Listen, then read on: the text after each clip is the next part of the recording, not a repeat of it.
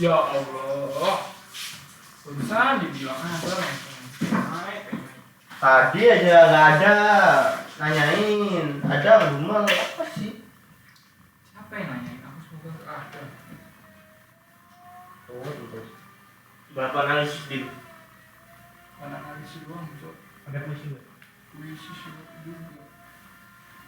Lah, kok masukin kode?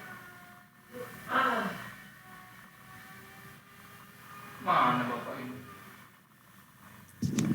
Cek, assalamualaikum. Suara saya terdengar? Halo. Cek. Benar, Bu. Benar. Oke. Gimana, udah makan siang? Biasanya Bu Aji selalu nanya gitu ya. Puasa, Bu. Oh, belum makan siang. Siapa yang tadi jawab nih? Leo ya? Makan, ayo.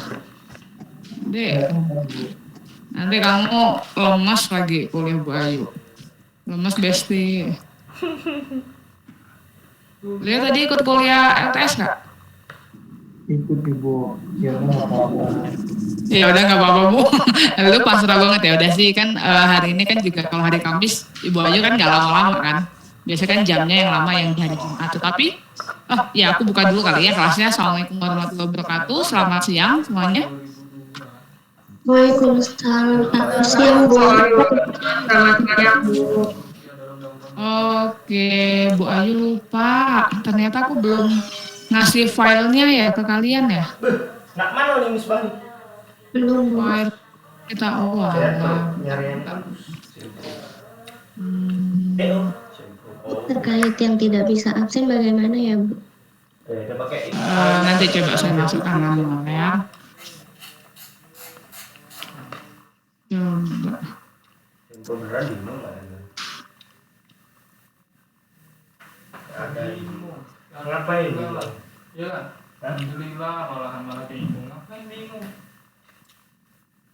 Kok belum bisa ini ya?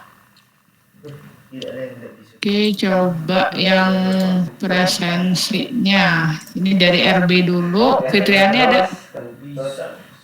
Dalam hal penyidikan. Nggak ada. Intan Regina? Menyerahkan kepada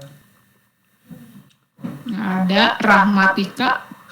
Hadir, Bu. Yunisara? Hadir, Bu. Feby Rahmadani? Hadir, Bu. Oke.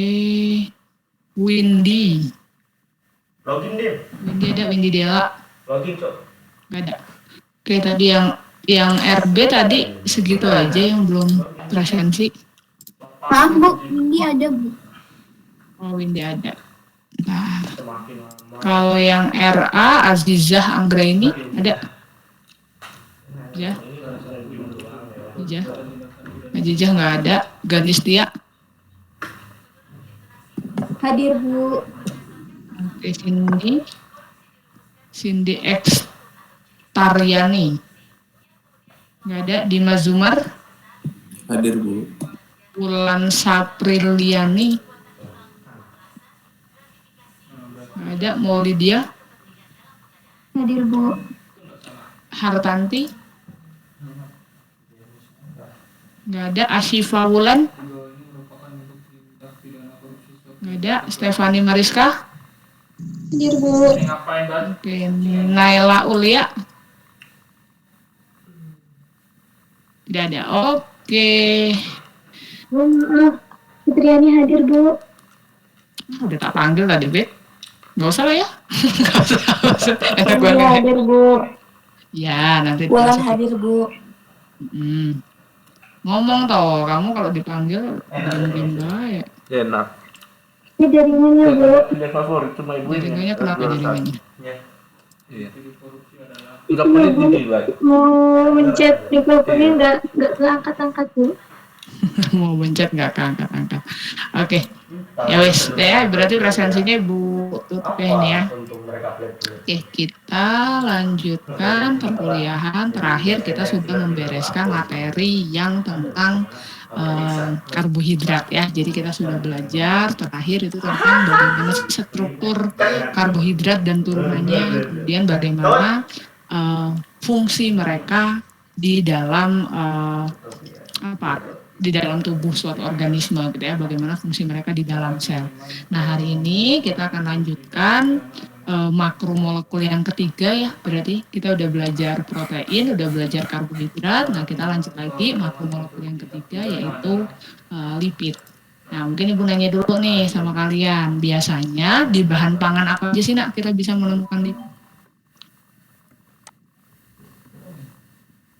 Minyak, Bu. Kemudian selain itu di mana lagi kita bisa menemukan lipid?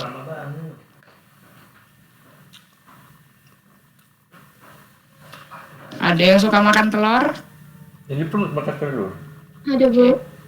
Kira-kira kalau di dalam telur kandungan lipidnya itu akan banyak kamu temukan di bagian yang mananya nih? Kuning. Bagian mananya? Yo. Enggak ada di sini. Putih telur. Bukan, Bu. Kuningnya, Bu.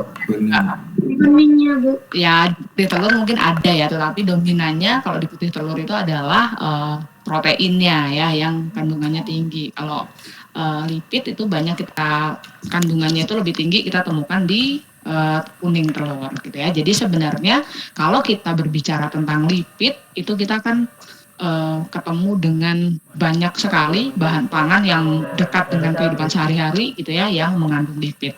Nah, tetapi sebenarnya lipid itu dia digunakan sebagai apa sih gitu ya?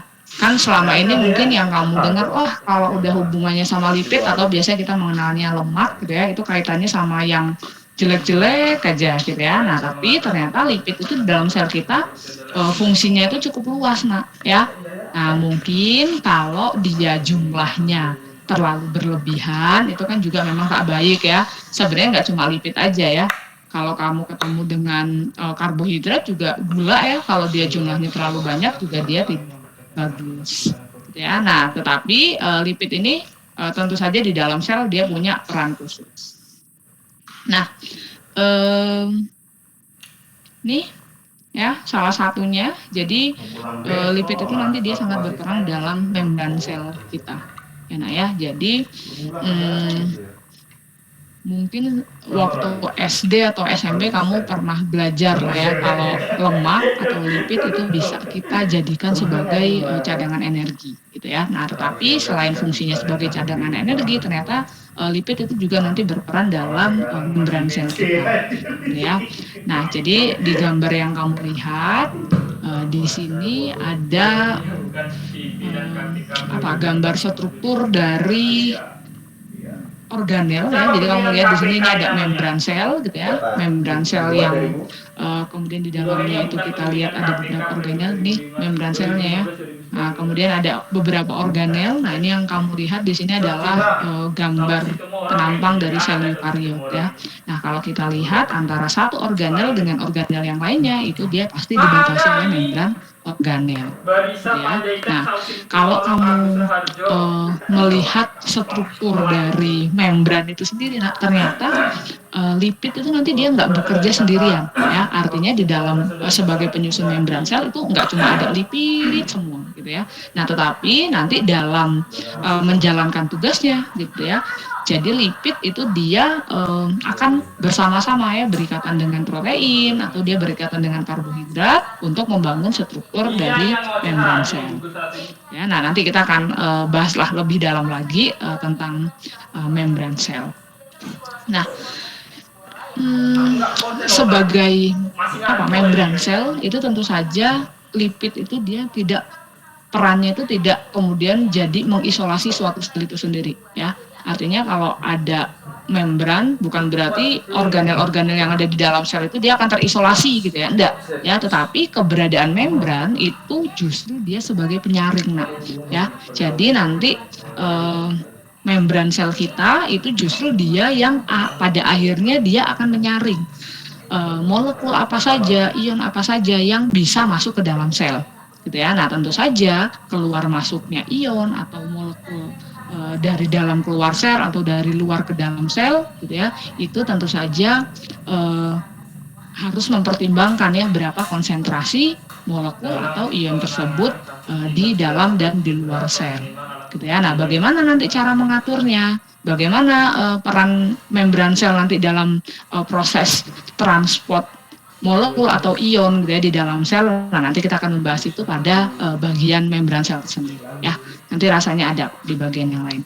Nah, sebelum kita mempelajari fungsinya, sebelum kita berbicara banyaklah tentang bagaimana peran dia di dalam sel, nah tentunya kita perlu untuk melihat dulu bagaimana sih sebenarnya struktur dari lipid itu sendiri. Ya, nah jadi kita hari ini coba kita belajar tentang kita lihat struktur lipid ya, struktur kimia dari lipid.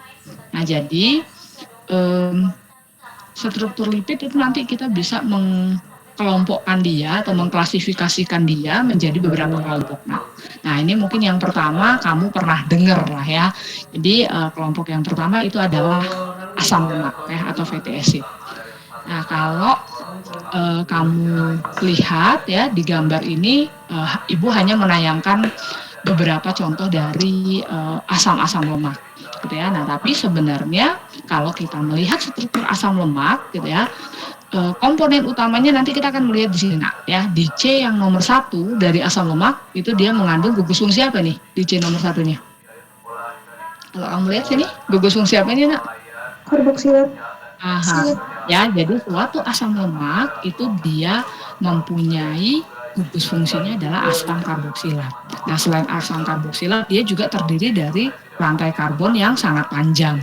Ya, nah biasanya kita akan sering menemukan untuk asam-asam lemak gitu ya yang kita temukan itu dia memiliki rantai karbonnya ini nak ya atau rantai R-nya itu dia biasanya lebih dari 14. Ya, nah kelimpahan yang paling banyak itu sering kita temukan asam-asam lemak yang C-nya itu adalah antara 16 sampai 18 itu yang kelimpahannya paling banyak. Ya, tapi lagi-lagi itu kan kelimpahannya yang paling banyak bukan berarti yang rantai C-nya pendek itu enggak ada, gitu ya. Ya itu tetap ada misalnya pada pada minyak kelapa misalnya. Nah itu juga dia mengandung beberapa asam lemak yang rantai C-nya itu sekitaran 12 gitu ya. Nah tetapi kelimpahan yang paling banyak itu nanti kita akan dapatkan dalam organisme gitu ya. Kita akan temukan dia antara 16-18 itulah yang kelimpahannya paling banyak. Nah kalau kita lihat di sini nak ya berdasarkan rantai C-nya gitu ya. Kita kalau melihat di sini asam lemak itu nanti ada yang kita lihat ikatannya nak. Contohnya nih ada asam stearat. Nah kalau kita lihat asam stearat, dia mengandung C-nya ada 18 ya. Kamu hitung C yang nomor 1 itu adalah dari yang karboksilat ini ya. Kalau kamu hitung 1, 2, 3, 4, 5, 6 sampai dengan C18.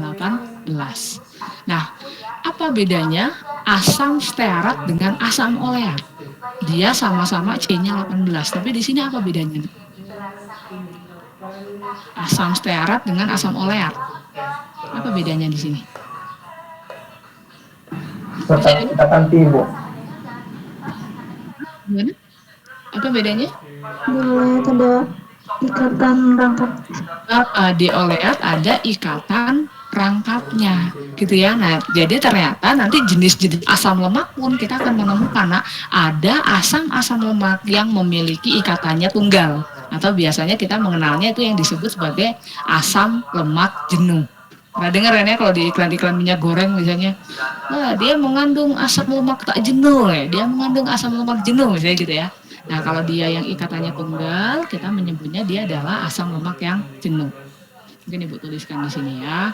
Jadi berdasarkan rantai C-nya, nanti kita akan menemukan, mana nih, nggak bisa nulis. Ya kita akan menemukan asam lemak itu nanti ada di bagiannya asam lemak yang jenuh, gitu ya, sama satu lagi itu adalah asam lemak yang tidak jenuh, tak jenuh. Nah, kalau jenuh itu berarti ikatannya tunggal, kalau tak jenuh berarti dia mengandung ikatan rangkap. Nah, sekarang kita lihat, ikatan yang tak jenuh nih, contohnya ya, ada asam oleat, asam linoleat, ada asam alfa linoleat. Apa bedanya antara itu tadi yang Ibu sebutkan, asam oleat, asam linoleat, sama asam alfa linoleat. Bedanya apa di sini? Jumlah ikatan rangkapnya. Iya, jumlah ikatan rangkapnya ya. Artinya kelompok asam lemak yang tak jenuh pun nanti dia variasinya itu bisa bermacam-macam ya. Ada yang hanya mengandung 1 ikatan rangkap, ada yang mengandung 2 ikatan rangkap, ada yang mengandung 3 ikatan rangkap dan seterusnya. Ya. Nah dari sini kita lihat ya ternyata kalau yang punya ikatan rangkap biasanya kita sebutnya asam lemak tak jenuh ya. Artinya ketidakjenuhan dari suatu asam lemak itu juga dia bervariasi. Nah tentunya adanya variasi dari tadi ya panjang rantai C gitu ya. Kemudian ada variasi dari ketidakjenuhan. Nah tentu saja itu akan berpengaruh juga sama sifat fisik dari suatu asam lemak. Ya, nah contohnya nih salah satu sifat fisiknya yaitu melting point ya atau titik leleh dari beberapa asam lemak. Nah di sini mungkin kamu bisa lihat kalau terlalu kecil mungkin kamu zoom aja ya di di layarnya ya. Jadi kelompok yang atas di sini adalah kelompok dari saturated fatty acid ya, berarti ini adalah asam lemak yang jenuh. Kalau yang bawah itu adalah kelompok dari asam lemak yang tidak jenuh. Gitu ya. Nah kalau kita lihat dari namanya, nah kita belum membahas dulu ya tentang melting point-nya. Kita lihat dulu nih nak dari penamaannya. Jadi biasanya penamaan suatu asam lemak kita akan menemukan dia dalam bentuk nama trivial dan nama sistematiknya ya. Kalau nama trivial atau nama dagang ya kita sering mengenalnya di sini misalnya ya ada asam lemak jenuh yang atom C-nya 12 itu kita biasanya mengenalnya adalah namanya asam laurat. Ya, nah sementara kalau kita beri nama sesuai dengan aturan sistematis ya atau IUPAC-nya namanya adalah asam dodekanoat seperti itu. Ya, kemudian yang masih kita membahas yang jenuh misalnya asam lemak jenuh yang C-nya 14 ya kita biasa menyebutnya kalau nama dagangnya atau nama trivialnya adalah asam miristik ya. Sementara kalau nama sistematiknya dia adalah asam tetradekanoat seperti itu ya. Nah biasanya kita seringnya sih kalau ketemu di beberapa textbook ya atau mungkin kita belajar dari atau kita di jurnal misalnya kamu baca gitu ya itu biasanya untuk beberapa asam lemak emang kita sering menemukan dalam disebutkan dalam nama trivialnya gitu ya seperti tadi ya misalnya asam laurat gitu ya kemudian asam stearat gitu ya itu biasanya kita menyebutkannya dengan nama trivialnya. Nah kemudian asam lemak itu juga bisa dilambangkan dengan simbol. Nah, jadi kalau misalnya kamu ada simbol kayak gini 12.20 12 itu merupakan jumlah atom C-nya gitu ya. Sementara setelah titik 2 itu adalah jumlah ikatan rangkapnya. Ya, jadi kalau kita lihat di sini untuk asam lemak yang jenuh artinya kan dia tidak memiliki ikatan rangkap, makanya nilainya 0 semua gitu. Ya. Nah, sementara untuk yang asam lemak tak jenuh kita lihat ini. Contohnya ada asam palmitoleat ya. Ini dia jumlah atom C-nya ada 16 nih nak. Nah setelah 16 dia ada titik 21. Nah bentar ibu tulis saja ya di sini ya. Jadi jika kita menuliskan dalam bentuk simbol, nah, setelah titik 2 ini ya, ini dia menunjukkan jumlah dari ikatan rangkapnya ya atau jumlah ketidakjenuhannya ya, jumlah rangkapnya seperti itu. Jadi dia ada 16.21 gitu ya. Oh itu berarti dia jumlah ikatan rangkapnya 1. Ya. Nah, sekarang kita lihat yang 18 nih. Maka yang jumlah C-nya 18 kan ada 18.21, 18.22, 18.23 gitu ya. Nah, artinya dia yang membedakan adalah jumlah ikatan rangkap. Gitu ya. Nah, setelah itu kalau kita lihat simbol untuk asam-asam lemak yang sifatnya tak jenuh ya, nanti kita menemukan ada istilah ini. Pernah mungkin kamu mendengar ya, ada omega 3, omega 6, omega 9 ya. Pernah dengar itu? Pernah dengar? Pernah ya? Nah, omega itu dia melambangkan apa sih Bu ya? Jadi N- itu di sini dia biasanya adalah lambang untuk omega nak. Jadi biasanya kamu akan temukan dia simbol namanya itu kayak gini misalnya ya. Misalnya ibu ambil contoh asam linoleat misalnya. asam linoleat. Nah, asam linoleat itu biasanya kita menuliskan lambangnya itu seperti ini, Nak.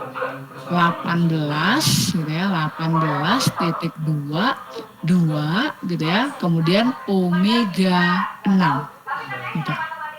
Kebayang nggak? Ya, jadi biasanya dia disimbolkan dengan seperti ini, 18.2 omega 6. Nah, 18 itu tadi menunjukkan jumlah C-nya, gitu kan ya. Jumlah C-nya. 2 di sini dia menunjukkan jumlah ikatan rangkapnya. Jumlah rangkapnya. Nah, omega 6 di sini maksudnya apa gitu ya.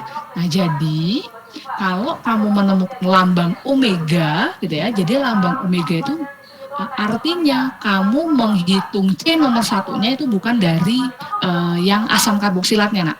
Kan tadi ya di sini, kan padahal kan C yang nomor 1 kan di asam karboksilatnya ya. Nah, di asam karboksilatnya kan yang C nomor 1 ya di sini ya.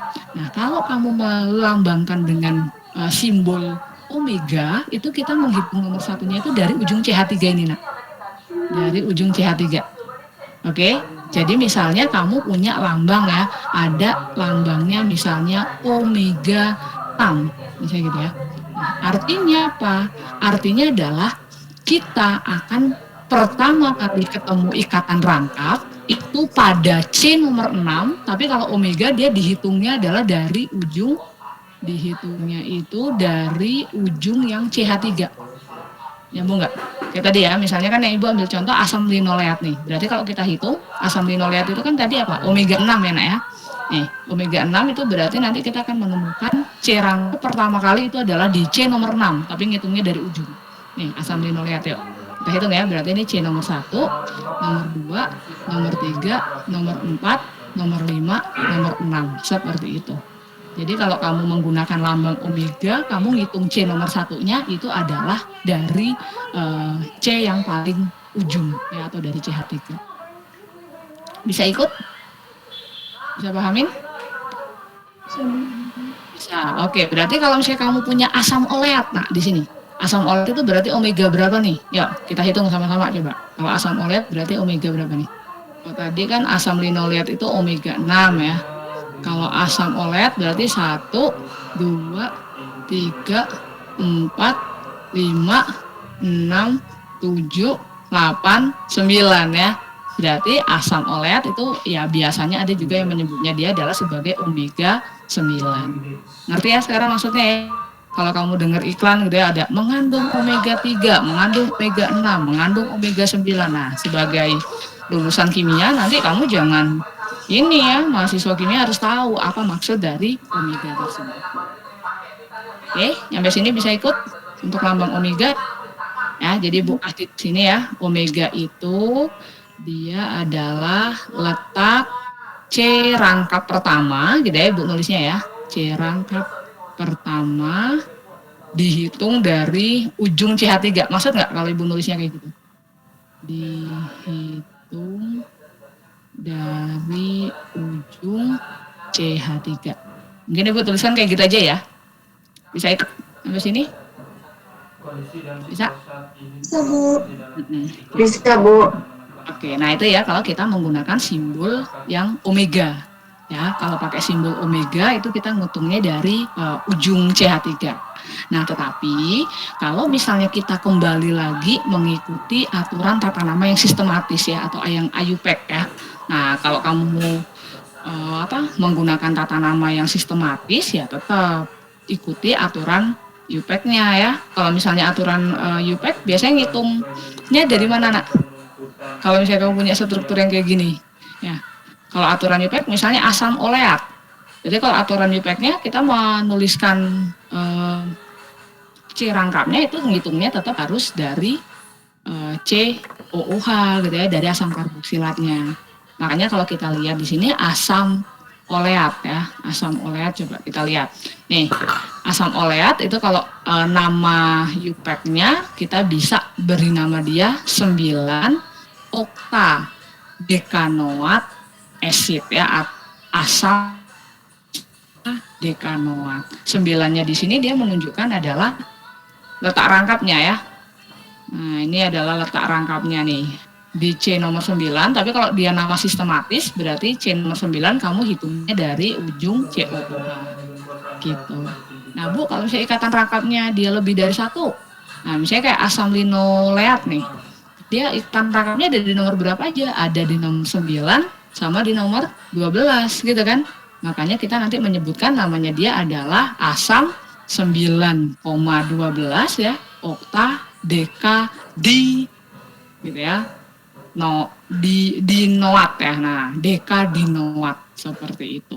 Ya. Jadi di sini menunjukkan ikatan rangkapnya ada 2 gitu ya. Ada di nomor 9 sama nomor 12. Nah, kalau misalnya ikatan rangkapnya 3 ya udah tinggal sebutkan aja letak ikatan rangkapnya ada di C nomor berapa aja. Tapi itu ya ingat ya, kalau sistematis berarti kamu ngitungnya adalah dari C yang COOH. Bisa ikut? Untuk tata namanya? Bisa Bu. Oke, ada pertanyaan dulu enggak? Di sini. Silakan. Ada pertanyaan? Tidak? Masih bisa ya ngikutinnya ya. Oke, nah kalau udah bisa, sekarang kita lanjut ke yang tadi ya. Tadi Bu Ayu mau menjelaskan kalau suatu asam lemak itu nanti kita temukan dia kan bervariasi ya. Bervariasi jumlah atom C-nya ya. Kemudian dia juga bervariasi, ada yang jenisnya asam lemak jenuh, ada yang tak jenuh. Kemudian asam lemak yang tak jenuh juga ada yang ikatan rangkapnya 1, ikatan rangkapnya 2, ikatan rangkapnya 3 gitu kan ya.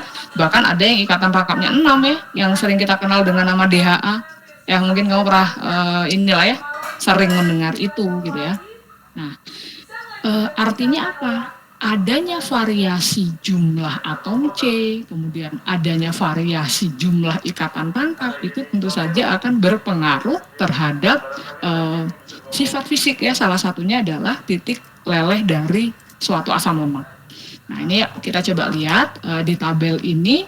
Kalau kita lihat berdasarkan melting point ya, titik lelehnya nak. Kita coba tengok dulu nih ya, tengok dulu untuk yang asam lemak yang jenuh yang atas ya. Oke, kita lihat ini kan dari atas ke bawah kita urutkan dia atom C-nya semakin bertambah ya dari atas ke bawah. Nah, kalau kita lihat melting point-nya nah kita lihat dari atas ke bawah juga ternyata titik lelehnya juga dia akan semakin besar ya. Artinya hubungannya apa antara panjang rantai dengan titik leleh? Artinya apa? Semakin panjang rantai C-nya, maka dia akan memiliki titik leleh yang semakin tinggi juga. Ya, artinya kalau dia titik lelehnya semakin tinggi, artinya apa? Buat menjadi wujud cair gitu ya, dia butuh suhu tinggi gitu kan ya. Misalnya kayak contohnya nih, asam laurat, dia melting point-nya 44,2. Ya, artinya dia untuk berubah dari wujud padat ke cair gitu ya, itu perubahannya adalah pada suhu 44,2 ya. Kemudian ini ada asam miristat ya. Dia melting point-nya adalah 52. Asam palmitat dia melting point-nya 63,1 gitu ya, dan seterusnya. Ya, jadi semakin bertambahnya jumlah atom C, ternyata dia titik lelehnya dia akan semakin tinggi. Nah, kalau kita hubungkan ya, sebenarnya wujud dari mereka nih nak ya, asam-asam lemak yang jenuh ini ya, asam lemak yang jenuh dulu yang kita bahas, dia kan punya melting point seperti ini ya nak ya. Nah artinya kalau misalnya Bu Ayu nanya, kalau di suhu ruang kita berapa ya? Kalau di Lampung agak panas, biasanya berapa? 30 derajat Celcius lah ya, kira-kira gitu. Kalau sekarang ruangan saya ruangan ber-AC ya, ini 16 derajat ya, enggak di 20 derajat. Nah berarti kalau misalnya di suhu ruang lah, kita biasanya menyebutnya suhu ruang itu suhu 25 derajat ya. Berarti kalau di suhu ruang kira-kira asam lemak yang jenuh ini wujudnya apa? Enggak, kalau benar-benar biasanya masih berapa? 70, 65. Wujudnya apa nak? Wujudnya betul, karena kan dia kayak contohnya tadi ya yang 44,2 berarti dia baru akan meleleh di suhu ini gitu kan ya. Artinya di suhu 25 dia udah meleleh belum? Belum gitu ya. Nah, jadi kalau kita menemukan asam lemak yang sifatnya jenuh gitu ya, itu di suhu ruang itu dia memiliki wujudnya adalah padat. Seperti itu. Nah, sekarang coba kita bandingkan antara asam lemak yang jenuh dengan tak jenuh nih. Misalnya kita sama-sama ambil perbandingan untuk C yang 18 misalnya ya. Nih, C yang 18. Misalnya asam stearat. Asam stearat di sini dia punya melting point-nya 69,1 ya. Asam stearat di sini dia tidak punya ikatan rangkap. Nah, coba kita bandingkan dengan yang memiliki ikatan rangkap. Contohnya kayak misalnya asam oleat ya. Dia sama-sama C18. Yang kayak tadi nih. Nah, nih. Kita bandingkan asam stearat dengan asam oleat ya. Jadi dia sama-sama C-nya 18. Nah, sekarang coba kita bandingkan titik lelehnya. Asam stearat titik lelehnya 69,1. Sementara asam oleat titik lelehnya berapa? 13,2. Bayangkan ya, bayangkan keberadaan ikatan rangkap itu juga dia akan mempengaruhi titik lelehnya. Artinya apa? Kita lihat aja di sini, keberadaan satu ikatan rangkap aja dia bisa menurunkan titik lelehnya jadi 13,2 gitu ya. Gitu, itu baru satu ikatan rangkap. Kita lihat nih misalnya sama-sama C18, asam linoleat, dia punya 2 ikatan rangkap ya. Kita lihat di sini, titik lelehnya -9. Kemudian kita lihat asam alfa linoleat, titik lelehnya -17. Gitu ya, kita lihat 18 yang lain ya. Ini ada asam alfa linoleat sama asam beta linoleat. Kalau kita lihat di sini, titik lelehnya kisaran segitu ya, -17. Ya, artinya apa? Semakin dia punya ikatan rangkap, gitu ya. Kalau kita lihat di sini, semakin banyak ikatan rangkapnya, juga dia akan semakin rendah titik lelehnya. Ini ada pengecualian lah ya. Pengecualian ini ya namanya biasanya kan di kimia kan selalu ada pengecualiannya ya. Gitu. Tetapi kalau kita lihat secara dominan di sini ya, untuk asam lemak yang tak jenuh, dia memiliki melting point yang sangat rendah ya, sehingga kita bisa mengira-ngira dia. Berarti kalau ada di suhu ruang gitu ya. Nih, kamu bisa membayangkan kayak tadi ya, asam oleat. Dia titik lelehnya 13,2.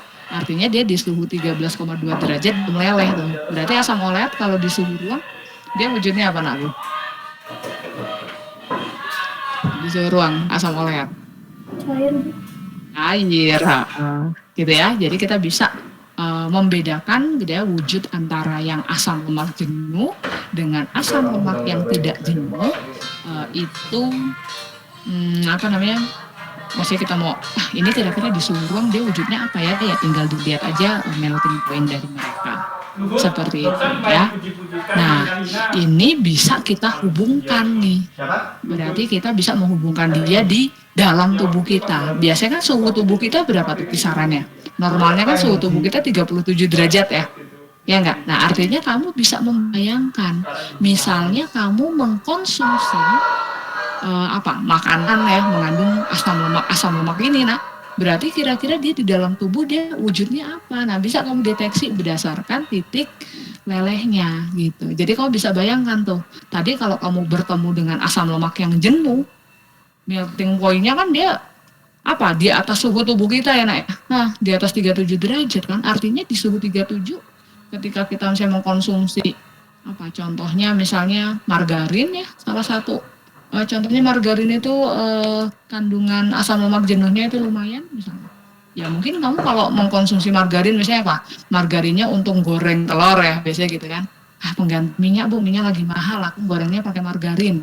Nah waktu kamu memanaskan margarin memang dia wujudnya adalah cair ya. Karena kan kalau kamu memanaskan pasti dia suhunya kan lebih dari melting point-nya ini kan. Makanya dia mencair. Nah tetapi kamu bisa bayangkan, kalau misalnya kamu mengkonsumsi makanan yang mengandung asam lemak jenuh, berarti dalam tubuh kita, dalam pembuluh darah kita dia wujudnya apa?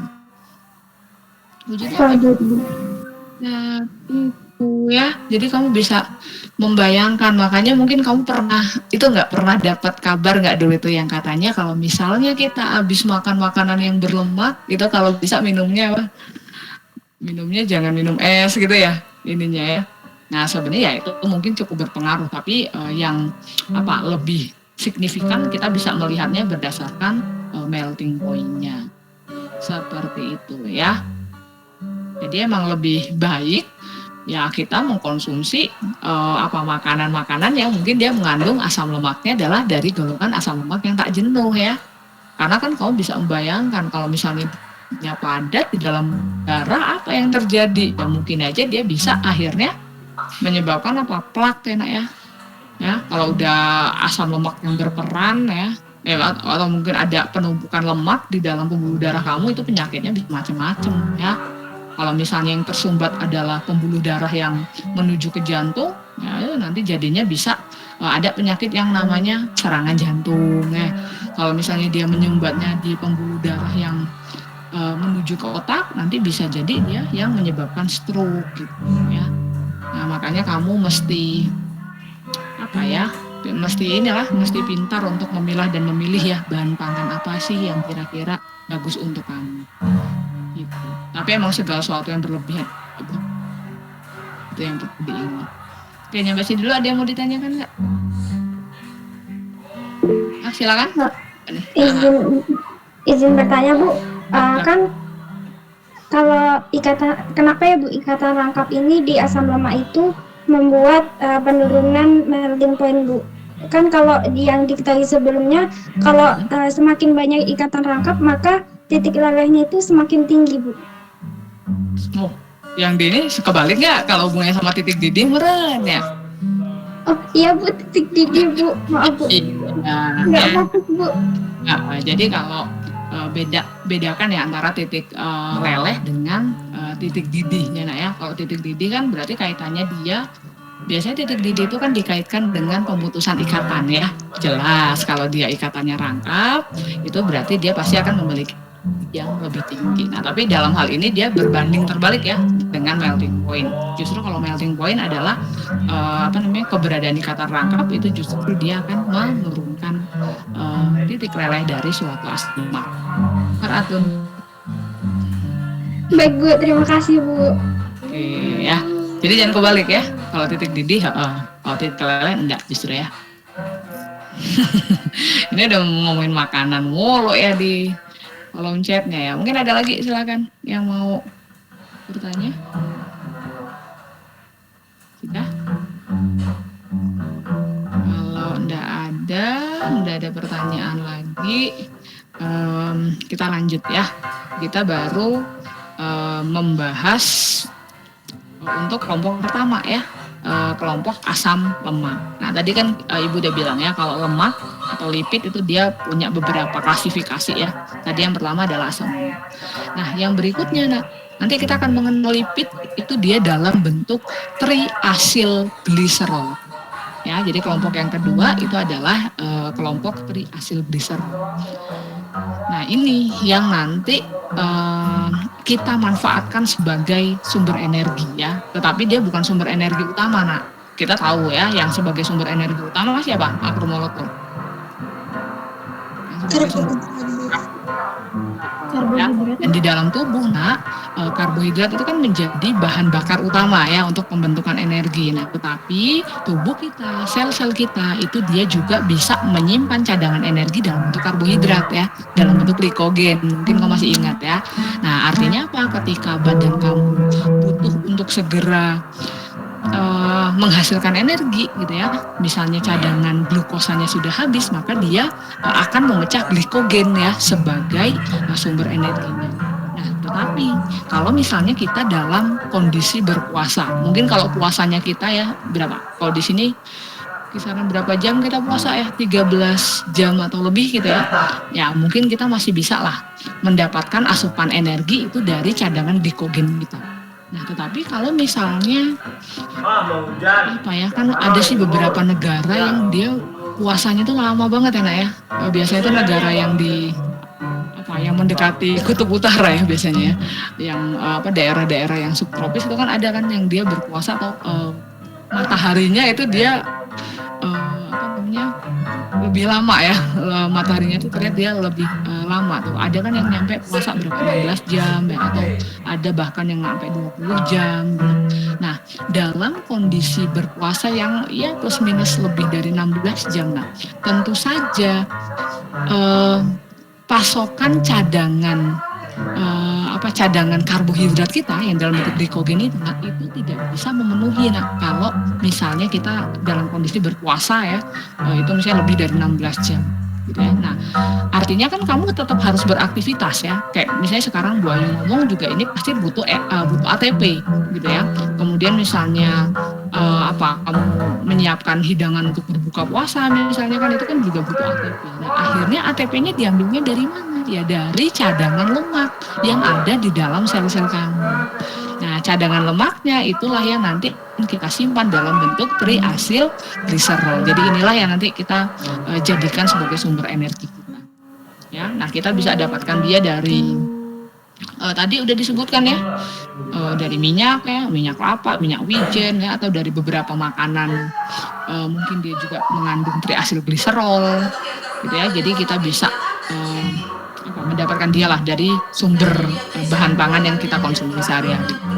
Nah, kalau dilihat dari namanya, nah ya, triacylglycerol. Nah, itu pasti nanti dia tulang punggungnya itu adalah gliserol ya. Jadi dia merupakan gliserol. Gliserol itu dia adalah senyawa alkohol ya dengan mengandung 3 OH di sini ya, 3 atom C dan 3 OH. Nah, kalau kita menyebut dia sebagai triacylglycerol, itu artinya adalah gliserol yang dia mengikat 3 asam lemak ya.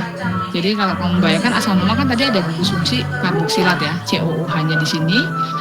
Dia ketika bergabung antara asam lemak dan gliserol, dia akan membentuk struktur yang kita beri nama triacylglycerol ya. Jadi di sini dia akan membentuk suatu ester ya. Atau ada juga yang menyebutnya trigliserida gitu juga ada. Ya, dengan di sini berarti R1, R2, R3-nya itu adalah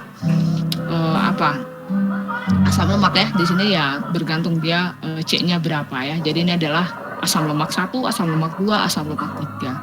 Gitu. Nah, variasi R1, R2, R3 ini di dalam suatu bahan pangan itu tentunya variasinya itu banyak sekali ya. Itu bergantung dari mana sumbernya. Ya, yang jelas R1, R2, R3-nya itu bisa jadi berbeda-beda. Tetapi tadi seperti yang di awal Ibu sudah sebutkan, kelimpahannya yang paling banyak kita akan temukan untuk yang panjang rantainya berapa? Yang kelimpahannya paling banyak? Coba Ibu tanya dulu fokusnya tadi ini enggak? Yang kelimpahannya paling banyak yang C-nya berapa? Yo, C-nya berapa? 16 sampai 18, Bu. 16 sampai 18 ya. Jadi kita mungkin nanti akan sering temukan R1, R2, R3-nya itu ya paling banyak kita temukan yang C-nya 16 atau 18. Nah, walaupun untuk beberapa sumber tentu saja ini komposisi ya R1, R2, R3-nya itu bisa jadi dia berbeda-beda gitu ya. Nah, kemudian kayak R1, R2, R3-nya itu nggak mesti dia asam lemak yang sama ya. Jadi misalnya R1-nya asam oleat gitu ya, R2-nya harus asam oleat lagi gitu ya, enggak juga ya. Bisa jadi itu dia mengandung asam lemak yang berbeda gitu ya, atau dia mengandung 2 asam lemak yang berbeda. Jangan. Dari sumbernya. Yang jelas 3-3-nya itu nggak harus sama. Masya Allah. Ya. Nah, ini adalah gambar dari jaringan adiposa ya. Jadi tadi Ibu sudah bilang ke kamu kalau kita bisa menyimpan lipid sebagai cadangan makanan gitu ya. Jadi dia bisa sebagai sumber energi tapi bukan sebagai sumber energi utama ya. Nah, di mana kita menyimpan lipid tersebut? Nah, kita bisa menyimpannya di dalam jaringan adiposa. Jaringan adiposa itu biasanya sering kita temukan yang di bawah kulit kita, ya. Makanya kalau kamu misalnya makan ayam goreng ya, ada yang suka, ada yang hobi makan kulit. Nah, itu biasanya kamu ada kan kalau lagi bersihin ayam misalnya sebelum kamu goreng, di bawah lapisan kulitnya itu kan ada yang kayak lemak-lemaknya ya. Pernah lihat? Iya, Bu. Itu adalah itu jaringan adiposa. Jadi biasanya kita menyimpan triacylglycerol ya, atau lemak kamu itu di jaringan adiposa.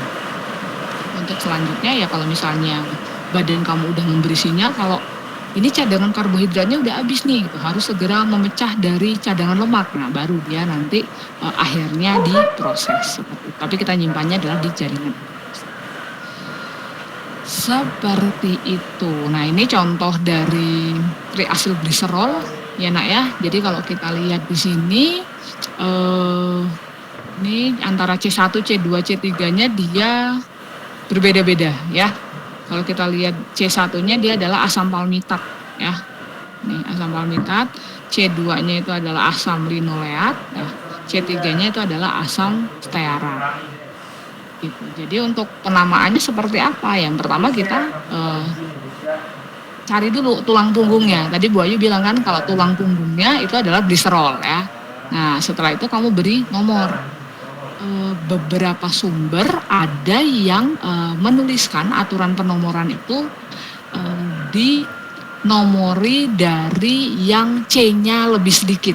Ya, ada beberapa sumber yang dia mengatakan C yang nomor 1 itu adalah C yang dia diisi oleh asam lemak yang C-nya lebih sedikit gitu. Ya, dalam hal ini kan dia C16 ya nomor 1. Jadi kalau kita beri nama dia berarti ya diurutkan aja nomor 1-nya siapa? Asam palmitat gitu kan ya. Tapi karena dia di sini sebagai cabang, biasanya kita menyebutnya adalah palmitoyl 2-linoleil 3-stearyl gliserol. Jadi apa tadi palmitat yang awalnya at itu kan karena dia penamaan asam karboksilat ya. Biasanya kan owat gitu ya. Kalau asam karboksilat at. Nah, tetapi ketika dia menjadi cabang kita ganti dengan akhiran il ya. Palmitoyl, linoleil, stearoyl, gliserol. Rasanya nggak sulit ya. Nyampe sini dulu masih bisa ikut? Masih? Mungkin Ibu. Nah, Ibu lanjutkan dulu ya. Ibu lanjutkan dulu. Nah ini tadi kalau kita ketemu sama gliserol ya, kalau gliserol itu kan tadi dia atom C-nya 3 kemudian OH ya. Dan ketika salah satunya atau di C yang nomor 3-nya itu dia digantikan oleh gugus fosfat. Jadi kita akan ketemu senyawa ini namanya adalah gliserol 3 fosfat ya. Nah, kalau misalnya gliserol 3 fosfat ini dia membentuk ikatan dengan asam lemak ya, berarti ada asam lemak yang bisa berikatan sama dia, jadi dia akan membentuk ini namanya adalah gliserol fosfolipid. Ini yang biasa kita kenal dengan istilah fosfolipid. Fosfolipid itu biasanya kita temukan di mana? Ya, DKH juga udah sering ini. Sering kita temukan di mana? Nah ini ya fosfolipid itu nanti strukturnya seperti ini. Jadi dia di C nomor 1 dan 2-nya dia diisi oleh asam lemak nih nak ya, cabangnya asam lemak. Tapi di C nomor 3-nya itu ada gugus fosfat gitu ya, yang kemudian nanti di sini atom O yang dari fosfatnya dia bisa mengikat gugus lain ya. Nanti kita akan lihatlah bersama-sama turunannya apa aja. Jadi bergantung nanti siapa yang menempel di sini. Itu. Nah, kalau misalnya kita melihat ini ya gliserophospholipid ya. Ini tadi yang sudah Ibu katakan ya. Jadi ini yang mayoritas ya lipid yang kita temukan ya. Komponen dari membran sel itu nanti lipid penyusunnya banyak kita temukan itu dalam bentuk fosfolipid ini. Ya. Nah, tadi Ibu sudah katakan kalau pada gugus fosfatnya gitu ya, dia bisa terikat apa? Spesies X di sini ya. Nah, itu biasanya X di sini itu dia yang nempel di situ adalah senyawa-senyawa yang polar. Nah, ya. Jadi misalnya nih Ibu ambil contoh nih ya. Jadi misalnya X-nya gitu ya. X-nya itu dia ada gugus fungsi H gitu ya. Jadi misalnya di sini dia X-nya itu adalah H, berarti di sini OH gitu. Bisa bayangkan ya. Nah, itu dia namanya adalah asam fosfatidil gitu ya. Itu nama turunan lemaknya. Kalau misalnya dia X-nya itu adalah etanolamin, berarti dia namanya adalah fosfatidil etanolamin gitu. Kalau misalnya dia adalah suatu kolin ya, yang tadi yang X-nya itu adalah kolin, berarti namanya dia adalah fosfatidil kolin gitu. Ya, ada serin juga namanya fosfatidil serin ya. Ada myoinositol, mungkin ada yang masih ingat ya. Ini adalah turunan karbohidrat ya. Berarti namanya dia jadi fosfatidil inositol gitu. Kemudian kalau misalnya isinya gliserol ya berarti namanya fosfatidil gliserol gitu ya. Kemudian kalau misalnya dia membentuk suatu dimer ya, berarti dia akan namanya adalah difosfatidil gliserol. Seperti itu. Nah, kalau misalnya kita balik ke sini nak ya, ke asam lemak tadi mana ya. Nah nih, kalau misalnya kamu punya suatu asam lemak, di sini kan kita akan menemukan ada sisi yang polar, ada sisi yang non polar, ya enggak? Jadi kalau kamu lihat asam lemak di sini, kira-kira sisi polarnya itu bagian yang mana nak? Sisi polar dari suatu asam lemak itu bagian yang mananya? Kalau kamu lihat dari strukturnya? Kepalanya ya Bu, yang atas. Kepalanya, ya, atau bagian yang COOH-nya ini ya. Ini adalah bagian yang polarnya. Sementara rantai R-nya ini nak, dia adalah bagian non polarnya ya. Atau biasanya Ibu menyebutkan istilahnya ada bagian kepala sama ekor ya. Jadi kalau suatu asam lemak itu dia ekor non polarnya itu satu ya. Ekor non polarnya satu di sini kan. Itu kalau asam lemak ya. Kalau misalnya kita punya triasilgliserol tadi. Nih mana nih contohnya. Berarti kalau triasilgliserol bagian polarnya dia yang mana?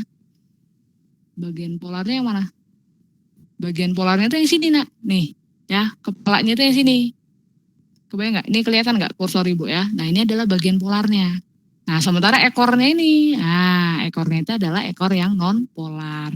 Ya kalau asam lemak tadi punya satu ekor, kalau triasilgliserol ya sesuai namanya ya, berarti dia punya 3 ekor yang sifatnya non polar. Seperti itu. Atau ekornya yang non polar itu ada 3 ya. Nah, kalau kamu punya gliseroposfolipid atau fosfolipid, nanti bagian yang polar itu adalah bagian yang ini nak. Nih, bisa kamu bayangkan nih.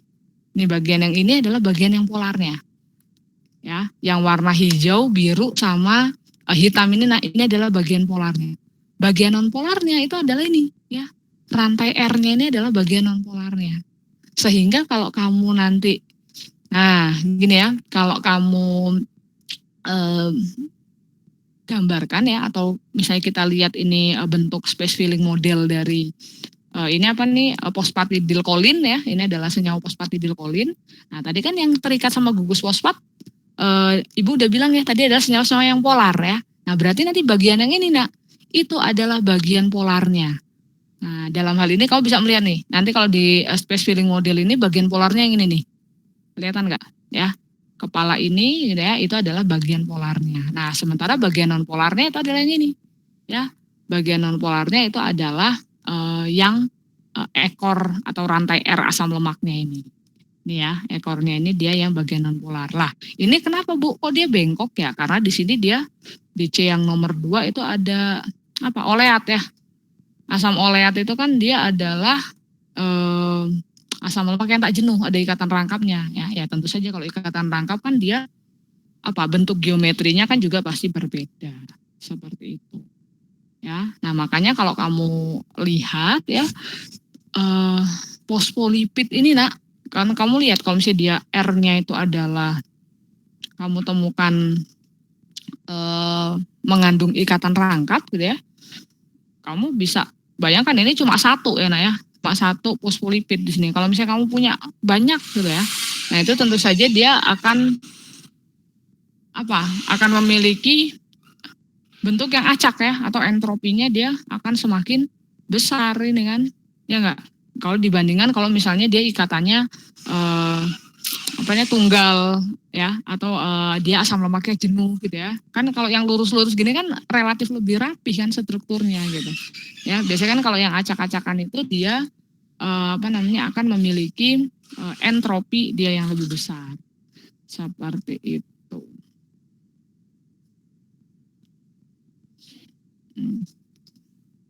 Oke, nyampe sini dulu ada yang mau ditanyakan enggak? Bisa dipahamin? Masih bisa ngikutin? Untuk menentukan bagian yang polar dan non polar, nanti kalau ditanyain bisa? Paham?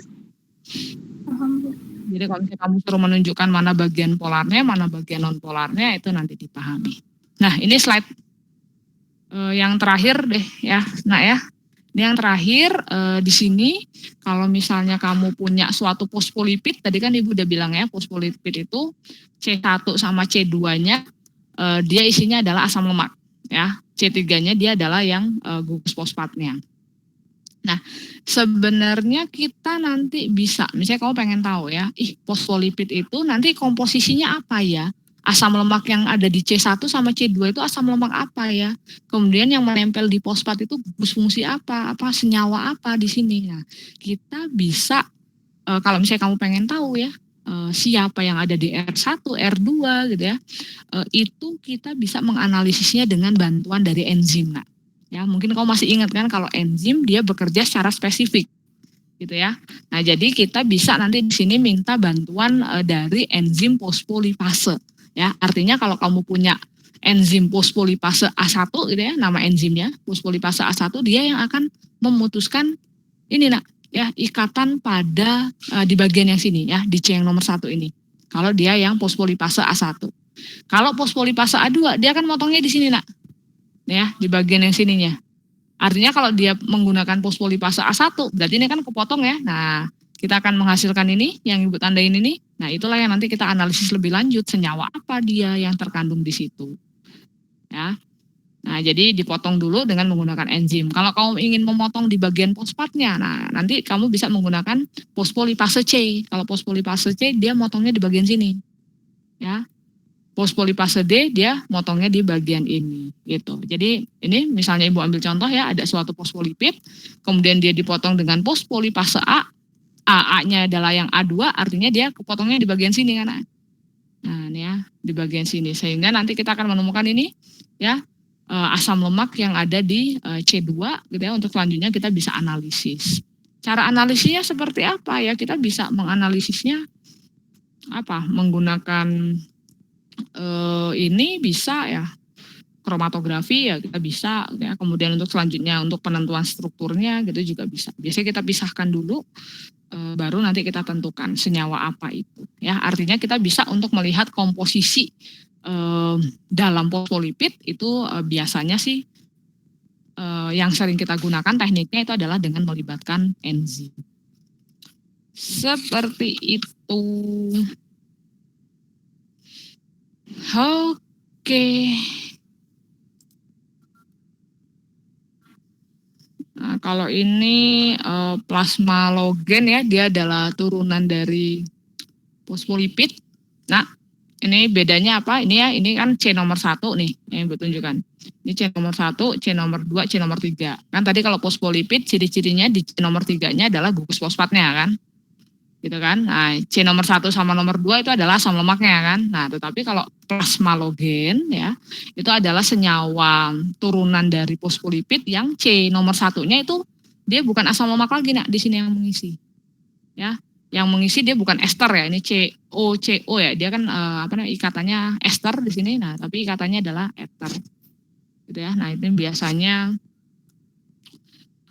apa kayak contohnya etanolamin, kolin ya, serin itu nanti sering dia akan ditemukan ya dalam bentuk plasmalogen. Jadi ini turunan dari fosfolipid ya nak ya.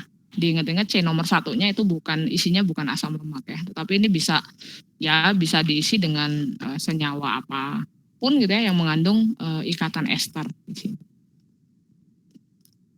Oke, 13.59. Mungkin untuk hari ini Ibu kuliahnya nyampe sini aja dulu. Ini mah kalau mau diterusin ke yang lain-lain itu nanti kita akan belajar nih. Nanti kita akan ketemu mungkin ada yang kamu sebut kolesterol ya. Nah, kolesterol itu nanti dia adalah bagian dari steroid. Tapi kita akan membahasnya mungkin di pertemuan yang akan datang ya. Jadi Ibu batasi dulu hari ini kita baru belajar sampai dengan kelompok yang ketiga ya. Sampai dengan fosfolipid. Sampai sini dulu ada yang mau ditanyakan tidak? Cukup? Untuk hari, kan besok kan kita libur tuh ya. Untuk penggantinya hari Sabtu bisa. Jam berapa, Bu? Hari Sabtu kemarin kita sepakati jam berapa? Jam 10 apa jam 9 ya, Bapak Ibu? Hari Sabtu bisa? Jam 10 aja, Bu. Jam 10, aja. Bu. Oke, boleh lah ya. Jadi yang lain gimana, setuju? Hari Sabtu jam 10 buat pengganti hari Jumat? Oke, jadi hari Jumatnya silahkan libur dulu ya kalian. Nanti kita penggantinya adalah di hari Sabtu. Nanti kita lanjutkan ya. Pembahasan masih tentang lipid. Ya, diingat-ingat hari Sabtu jam 10 ya. Oke, ini ada yang sudah screenshot nak untuk nanti laporan Ibu? Udah? Sudah, Bu. Oke, nanti jangan lupa diletakkan di WA group. Ini kalau yang udah dioret-oret nanti sekalian aja ya. Ini mungkin tadi ada beberapa yang udah nulis, mungkin lah ya di catatan kalian.